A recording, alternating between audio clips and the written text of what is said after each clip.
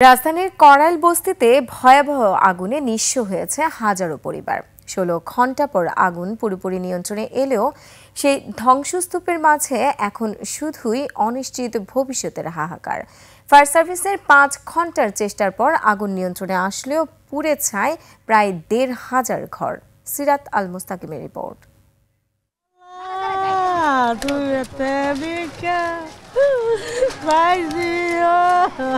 কুলসুম বেগম বছরের পর বছর ধরে বাসা বাড়িতে কাজ করে যে সঞ্চয়টুকু জমিয়েছিলেন সবটুকু আজ পুড়ে ছাই।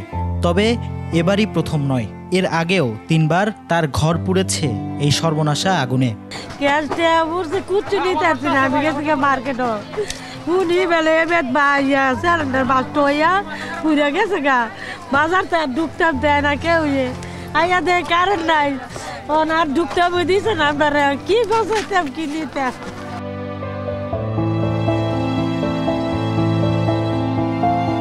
মঙ্গলবার সূর্য ডোবার সাথে সাথেই যেন হাজারো মানুষের জীবন থেকে আলো হারিয়ে গেছে। মহাখালীর করাইল বস্তির ক ব্লকের এই চিত্র এখন শুধুই ধ্বংসের প্রতিচ্ছবি।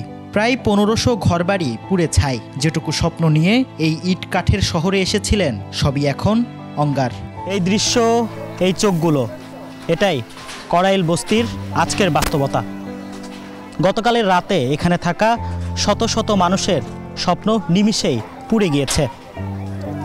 তারা শুধু ঘর হারায়নি, তাদের স্বপ্ন, তাদের শেষ সঞ্চয় সবই পুড়ে ছাই। যা ছিল ভবিষ্যতের সবই গেছে ধ্বংস। এখন রাস্তার ভিখারি ছাড়া আর কিছু নেই, নিতে পারি না, কোনো কিছু ফ্যাক্টরি নেই। সব কিছু পুড়ে যাওয়ার পরও অনেকেই তাদের বাড়িঘরের জায়গায় পোড়া টিন আর ছাই উল্টে পাল্টে খুঁজছেন, যদি অবশিষ্ট কিছু পাওয়া যায় সেই আশায়। ফায়ার সার্ভিসের 19 ইউনিটের চেষ্টায় 5 ঘন্টার বেশি সময় পর নিয়ন্ত্রণে আসে করাইল বস্তির আগুন। সর্বস্ব হারিয়ে আশেপাশের সড়ক ও টিএনটি মাঠে আশ্রয় নেয় বস্তিবাসী। অনেকেই নামমাত্র কিছু মূল্যবান জিনিসপত্র সরাতে পারলেও বেশিরভাগ বস্তিবাসী কিছুই নিতে পারেননি। আমার বলতে কিছু নাই, আমার কাছে 5টা টাকা আছে, আমি রুটি কিনা খাবো এই পরিমাণ আমি নিয়ে বাইর হই নাই। মালামাল ছিল 2 থেকে 2.5 লাখ টাকার, সব কিছু বাঁচতেছে। বস্তিবাসীর এই কান্না আর হাহাকার এক গভীর সংকটের চিত্র তুলে ধরে।